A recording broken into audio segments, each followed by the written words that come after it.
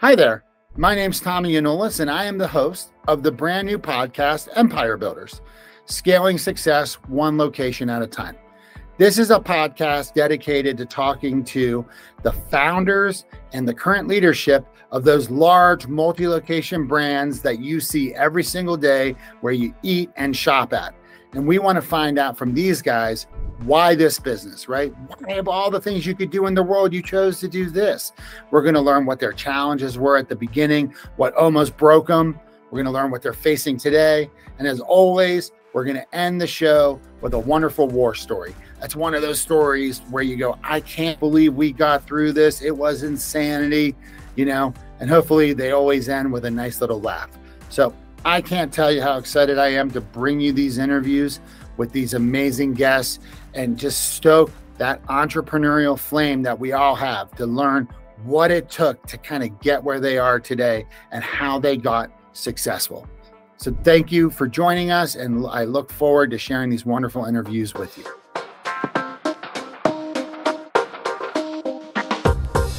Hello there, Empire Builders listener. It's listeners and listener. That's foreshadowing. No, listeners, it's Tommy here, your host. And we're back with another interview today. Please welcome to the show, Matt Wood. Matt, how you doing, man? Fantastic, Tommy. How are you? I'm living the dream. Every day gets better and better is what I tell myself every day. And one of these days it's going to be true. Yeah, exactly. So, Matt, welcome to Empire Builders. This is a podcast about entrepreneurs and people that are running like recently founded companies. So let's just get going with question number one. Please tell us about you and your company that you are with right now. Awesome. Yeah, absolutely. So I've got a couple. The one that is really kind of taken off for me, so I opened a franchise company called 30-Minute HIIT. It's the second company that I've got. I've got a human capital consulting company called Suiting Green. But 30-Minute HIIT it's a women's only kickboxing, boxing, high intensity interval training circuit. Wow. And it's been an interesting journey to get to this point. So that's the one that is where a lot of the focus has been right now. And it's kind of put Suiting Green a little bit on the back burner, but that's what I'm majority of the focus is, and that's where I'm putting a lot of the effort right now. So when you said 30-minute HIIT is like a double, like has a double meaning, right? Because it's HIIT, right? Boxing, yeah, but it's also it's HIIT training as well too. Right. Yeah, absolutely. And is the idea that the classes are like every 45 minutes or something? You pop in, bam, you're doing your 30-minute workout. You get a great workout. You're out the door. Is that the kind of the deal? Yeah, you come in and it's like they come in, sign in, and 30 minutes later they're out the door. Oh, that's awesome. But what's the calorie burn on that generally? Like if you were to do it, because look like you're probably my size, like 6 foot-ish. Like what's the calorie burn for you?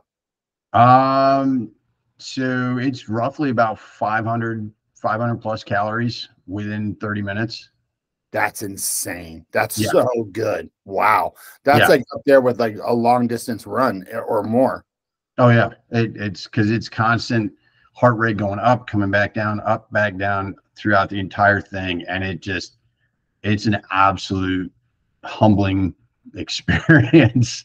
And I've gone through it probably 9 or 10 times. And I have to do it after it closes because it's women's only. So it's sure. But every time I've gone through it, and I thought I was in pretty good shape before I started it, and I've just absolutely had my spirits crushed every single time at the end of it. And I'm just like, man, but I keep coming back to it, and I leave and I'm like, okay, yep, crushed, sweat dripping off me. And I'm like, okay, that was fun. All right. I'll look forward to the next one. I'll do it again. So just to be clear, are you the franchisor of this concept or are you a franchisee? So I'm a franchisee. Okay. I have met the franchisors who are phenomenal. They're up in Vancouver, Canada. but I met them initially. It's been 3 years now when I first signed, and we just opened our doors in May. Okay. So I know we're probably going to touch on this a little bit, but it's taken 3 years to get to this point. So it has been a super long, bumpy road just to get here. And is your plan to be a multi-unit operator? That is probably what's going to end up happening, because there's nothing like it in Central Florida. We're only the second location in Florida total, and the response that we've gotten just in the month that we've been open has been overwhelming. Wow. To the point where it's like people are asking us, hey, when are you going to open something in Orlando itself? I mean, our location is about 25-30 minutes northwest of Walt Disney World. So Orlando itself is like, hey, we need, people in Orlando are coming to us and they're driving 35-40 minutes to get over to us. So like, we want something over here too. That's a great problem to have, right? Yeah, exactly. Okay. Well, cool. So let's go to question number 2, because you kind of alluded to it. Okay, well, now, first of all, why did you choose this business? Let's go to that, and then we'll go to question number 3, which is so part of it came from so the backstory is I was working for the Walt Disney Company for about 3 years. So the whole backstory is I was in the military. I retired in 2017 and said, I got to go do something else. Uncle Sam didn't want to pay me anymore, and I didn't want to keep going overseas. So I said, all right, time to go do something else. Went to go work for Mickey Mouse. Did that for 3 years, and then 2020 came around. Worked through furlough processes and everything, and then in the grand insight of Mickey and everybody really way up at senior levels, they said, hey, we're going to lay off 28,000 people. And I was super junior on the tenure list, and I was not union. And they said, all right, cool. Hey, guess what? You're one of 28,000. Bye. So I said, okay, I'll take that, and I'll go figure out what I'm going to do next. And that was kind of the catalyst for me to say, all right, I need to go figure out what my next opportunity is going to be. And I jumped into the entrepreneur world with both feet, having absolutely no idea what I was going to do, how I was going to do it, or anything else. And I looked at it as an opportunity to say, what problem do I want to solve? And I think that really opened my eyes. It's what got me started in the first place with the first company, and it also led to the opportunity with the franchise to say, hey, there's this great opportunity here where there is nothing like this in the area. There's nothing like it at the time. There was nothing like it in Florida. Why not fill this niche? Why not fill this void and bring something like this here and make it available to people and go with it. It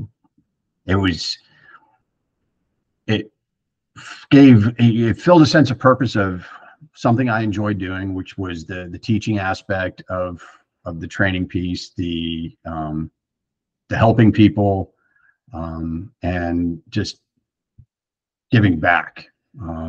And it does all of that. Both the companies that I've got do all of that.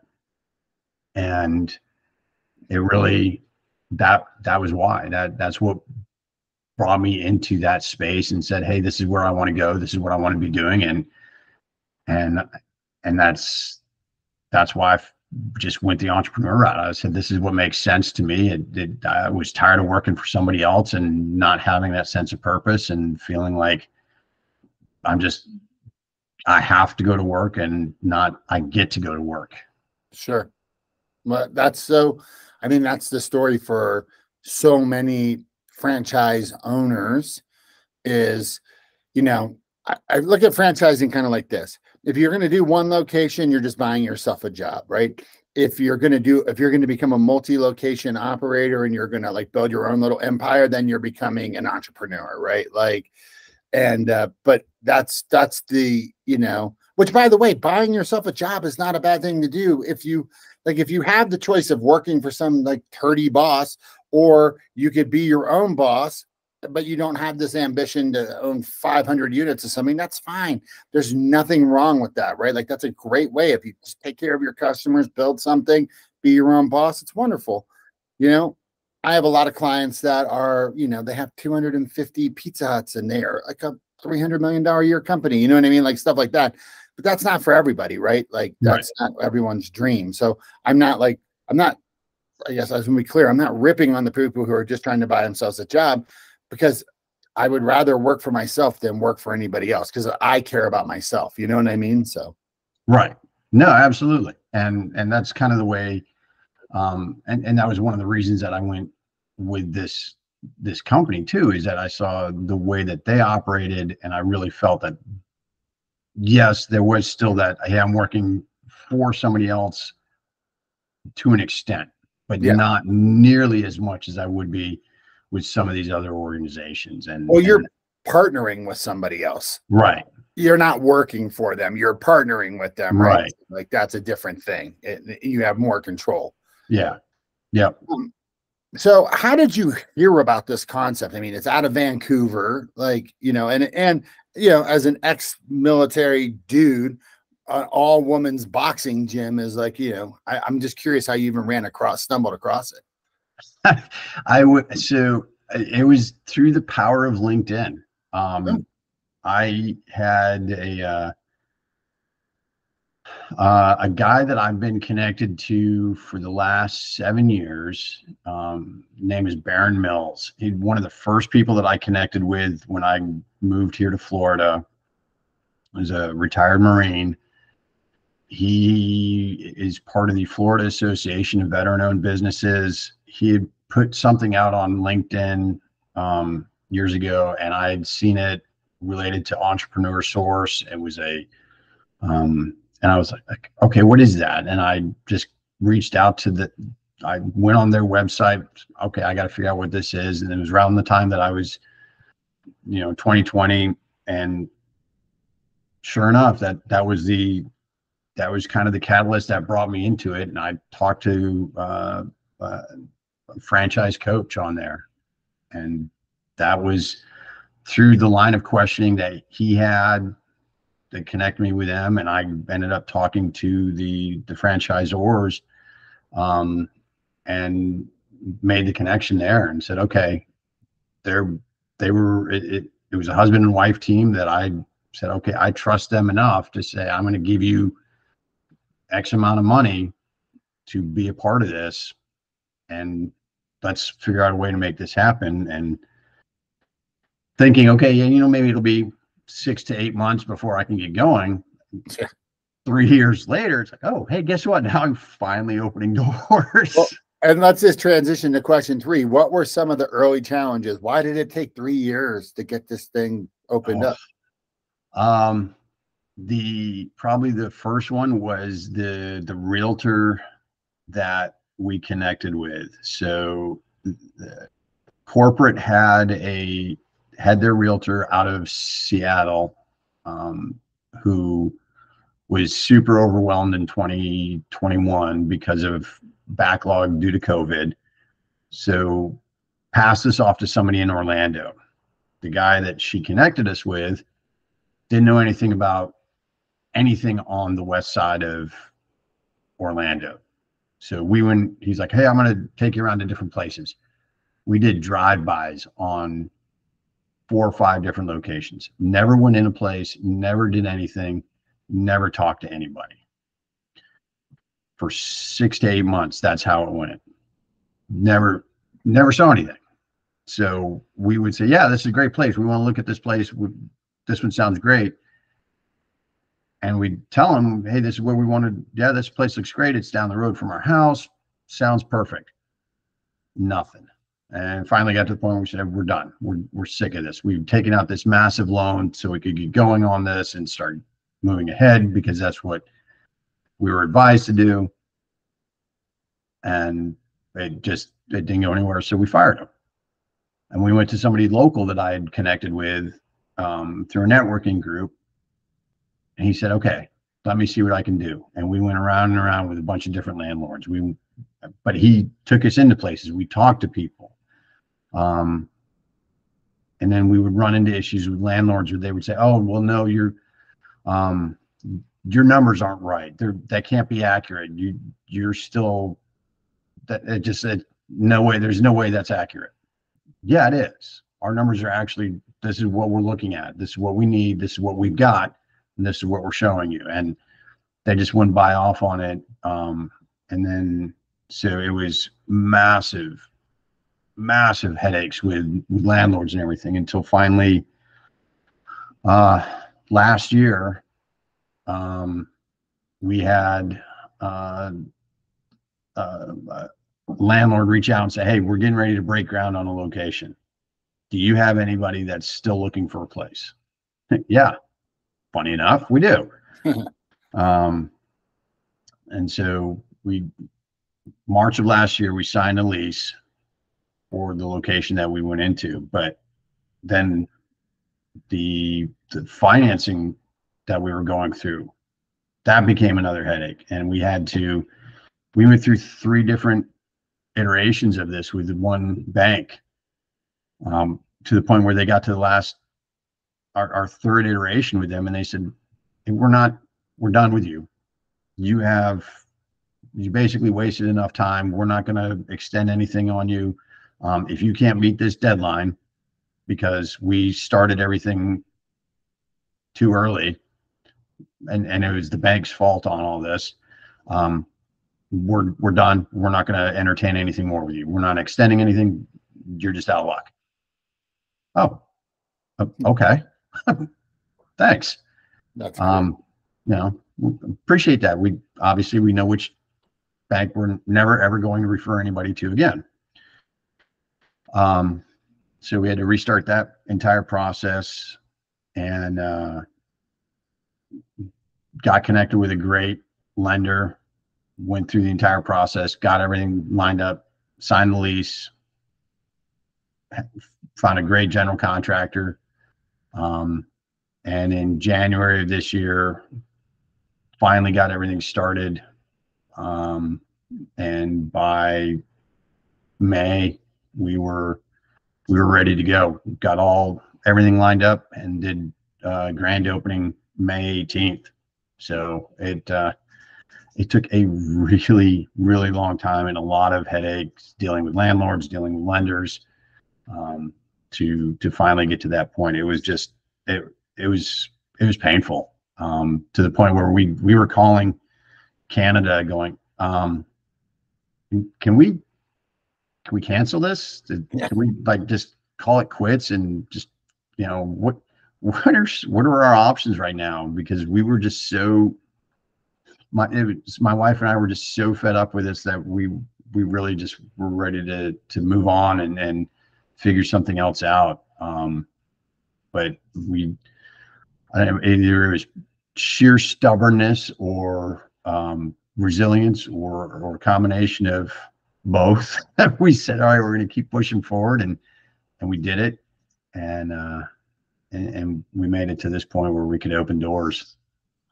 I've heard so many horror stories about, I worked at Quiznos back in the day, and Quiznos was famous when they were growing for, there was just a lot of really shady commercial real estate people, right? Because there's a lot of kickbacks going on between these the corporate real estate, not across everybody in the world. Right. It's like 100% they all are evil, but there are instances where there's a guy who's a landlord, or they have corporate real estate, and then there's a guy working for a franchisee or just representing somebody who's trying to get a space. And there's a lot of hey, put them in the middle on this dark side with no parking part of the strip center, and I'll kick you back, a month's rent on the back end. And my buddy was opening up some tax preparing places. He ended up opening up 4, but the first one he opens, the only one that was ever really profitable. He tried to be a multi-franchise owner and ended up losing money on 3 of the 4. And now he's just got the original one and he makes money on it. But that guy was trying to push him into a bunch of strip centers that weren't good either. And he had to keep saying, no, we're not doing it. No, we're not doing it. And like, it's like one of the things I guess I'm trying to get at here is if you're opening up a business, a franchisee, and you're going through the the franchisor sent you this person, you got to use this person and do all this stuff.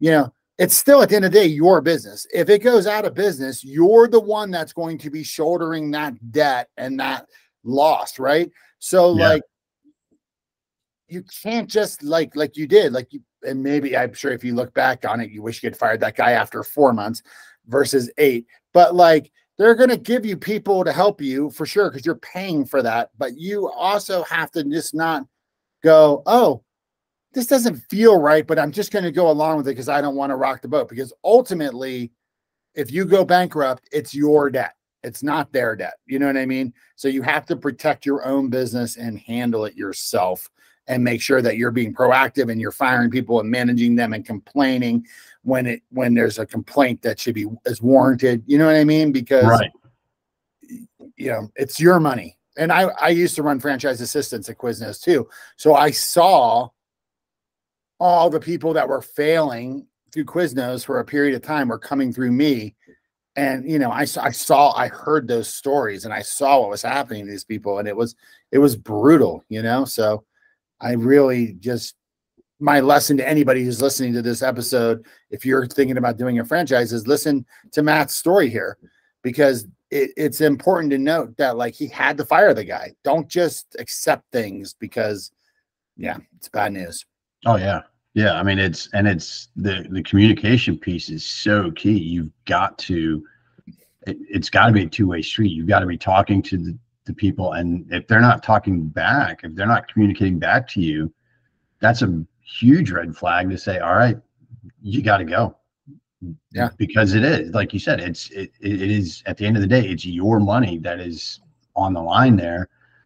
And if you're, taking loans out or whatever to get something started, the longer you're spending trying to get a place, that's money that's going out the door that you're having to pay back.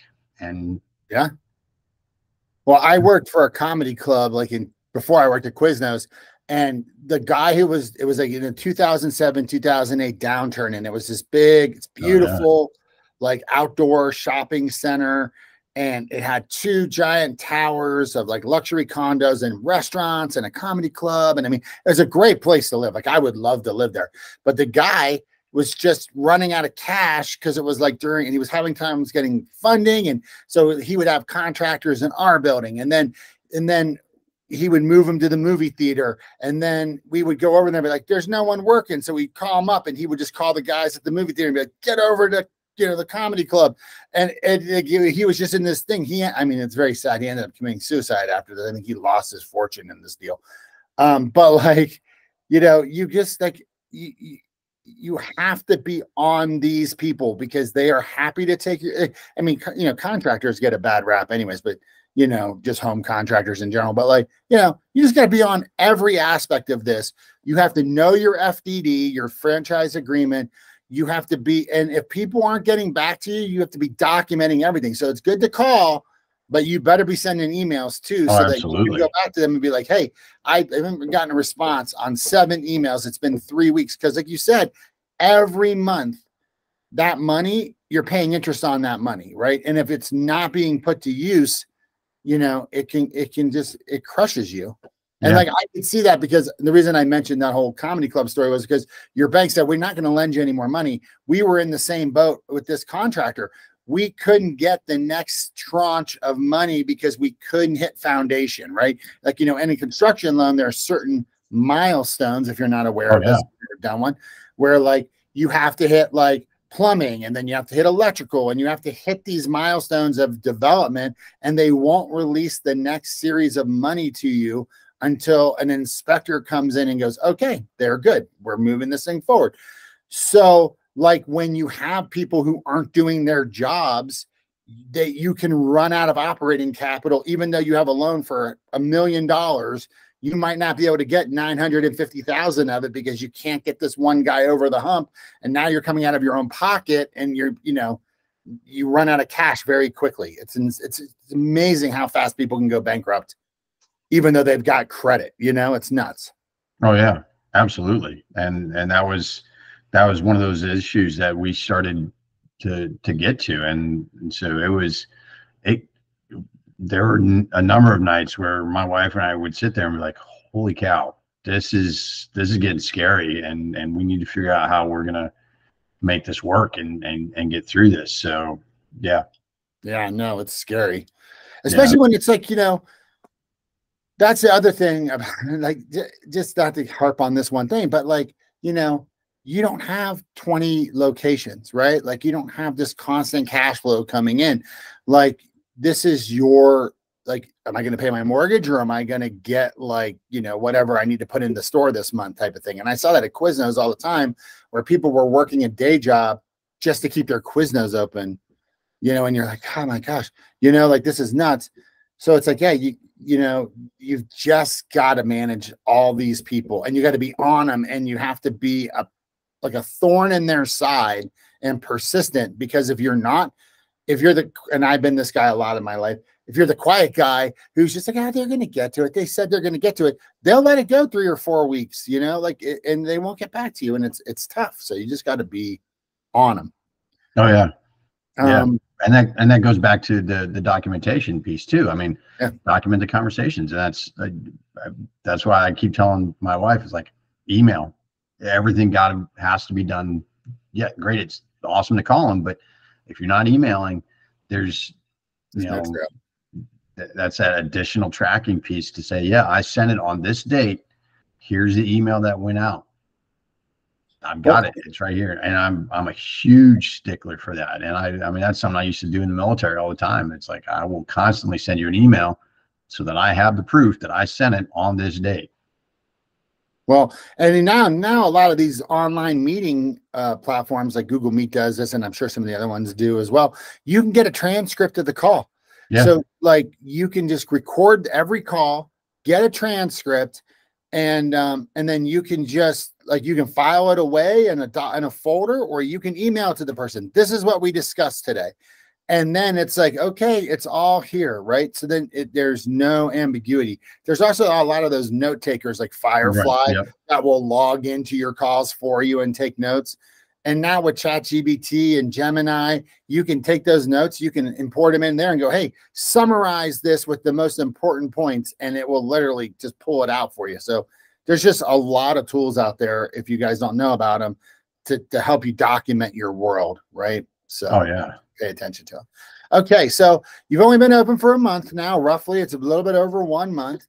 What are your current challenges? Like you're open, you're up and running. What are your current challenges?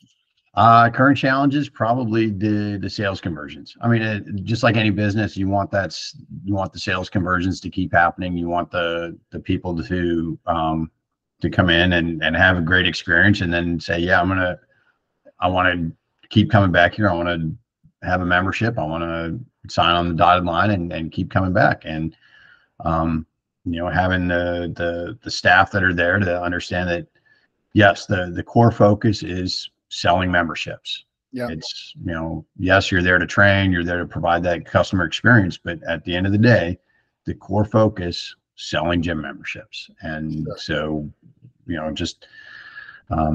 but you have to make sure that they understand that there is a way to do that, and you can do it in such a way that you're not leaving at the end of the day feeling like, oh man, I'm that sleazy timeshare salesman pushing and pushing and pushing. And it doesn't have to be that way. It's super easy not to be. And so just really working with them to help get over that stigma and that mindset, to turn it into something where it's like, okay, yeah, it's easy enough to talk to somebody, have a conversation, and show them how you're solving the problems that they've got through that conversation. Yeah, it's funny. My parents never walked out of a timeshare meeting without a timeshare. And you know, there's such a stigma with timeshare salespeople, but God darn, as a business owner, I would only hire timeshare salesmen if I could find them.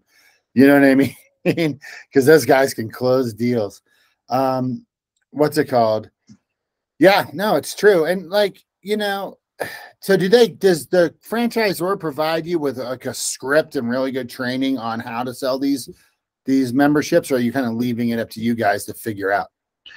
They do provide the training, not so much a script, because it's part of the whole experience. As somebody comes in to do a free trial, it's taking them through the whole circuit and going with them and asking questions as they come in and when they get done with it. So really they do provide the training for that, which is great, because a lot of the time it'd be tough to, I think, for somebody that's never had sales training, like most of our trainers, they wouldn't have that experience to be able to say, okay, well, how do I approach somebody and ask them questions? But they have a tablet that they can go through and take them step by step through the entire process. So that's part of what our role as the owners is, to say, okay, this is how we're going to set you up as a trainer for success, to be able to take somebody through that and get them to that end stage. And then at the end of the day, you know, if it comes down to it, you know, we can step in as the owners and say, hey, here's additional information, here's additional things that we can throw as, you know, extra information. And it kind of helps. I've done some of the timeshare sales, and I sold the Army for a little while, so I've had that experience. But I got to listen to my younger brother experience a timeshare sale as an attorney, and his experience was very interesting when he went in there and said, well, you want me to spend $40,000, but where's the contract? Oh, you'll see that after. Nah, not until I see the contract. Yeah. Well, it's so funny, just not to harp on timeshares too much, but like my parents bought a couple, and you know, the best company in the world is the guy who sells your timeshare that you can't sell on your own. Because I paid, say, $1,800 for them to list this timeshare, didn't get any hits on it. Finally said, you guys sell it for me. And they ended up making $5,000, and I got $500 for it. And I was like, you got to be kidding me. Yeah, it's nuts. Yeah, that's crazy. So yeah, and you know, there's ways to, you know, I mean, I think like if you provide the great experience and the people really come out of the class winded and burned, and they're also not like, and they're like excited about it, you know, and what they can accomplish, it seems like that would be a pretty easy sell, you know. Just to get them to come back, you know. But you just got to be not afraid to have the conversation, or set it up so that the person can get the client, the prospect, interested, and then maybe someone else closes the deal or whatever, you know. Right. Yeah. But and that's really, I think, where it's at. And you know, it's been a month. I think they're still getting used to it, getting comfortable with it, and so it's something that will. It only gets easier and better with time. So we didn't go into it expecting, you know, everybody to be, you know, master salespeople from the very beginning. So but I'd say that's probably the biggest challenge right now, is just getting over that hurdle and getting beyond the roadblocks for our trainers. Sure. And I think when they start to get paychecks too, and they start to see, hey, I got an extra $500 this paycheck or whatever it is, right? They're going to go, wait, oh, I want to do this. Like, this makes this much more profitable for me, you know? Yeah. Because I think a lot of that kind of sales too is just once you get good at closing the deal and you kind of get your script down and you kind of get comfortable with it, you can execute it at a very high level. So that's cool. Right. Yeah, absolutely. So do you think that you learned enough lessons that if you were to open up a second store, you would be able to get it open a lot quicker? Yes. Oh yeah, absolutely. And I think that's the benefit of going through what we went through, is learning all of what we did and having a much better understanding of what we've gone through. I mean, not only through the real estate aspect of it and the lending aspect of it, but also just all the tech piece, everything that corporate had on their checklist of, hey, you need to do this, this, this, and this. Being able to say, oh yeah, absolutely, we definitely need to do these things. These things, okay, we need to do those, but those aren't the first absolute top priority. And being able to task prioritize a lot of things definitely makes it a lot easier. And being able to reach out to, knowing who to reach out to within the organization, different people that are multi-unit owners, and say, all right, hey, you've done this already. You've gone through it a few times. What have you done that's made it easier for you to open up a second and third location? Sure. I was just talking to a guy the other day, and he's opening up Baskin Robbins, and he's just like, he's just got all these systems down. And, so it's like he uses ADT for this, and he uses Loomis for that, and he uses this guy for this. And so he's getting it to a point, because he's acquiring a bunch of stores from other people right now.